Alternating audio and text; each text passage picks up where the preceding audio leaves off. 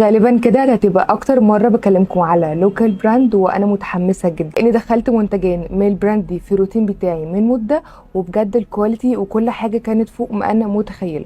والبراند دي اسمها نسسي. واول منتج اكلمكم عنه وهو الغسول نسسي سيبم جل. والغسول ده مناسب جدا لاصحاب البشره الاويلي والكومبينيشن والاكني برون سكين، ان في ساليسيليك اسيد وكمان نياسيناميد وخلاصه الشاي الاخضر وكمان جزيئات البريبيوتيك، بينظف المسام بشكل كويس جدا بدون ما ينشف البشره ابدا. المنتج اللي بعد كده من نفس البراند وهو المرطب.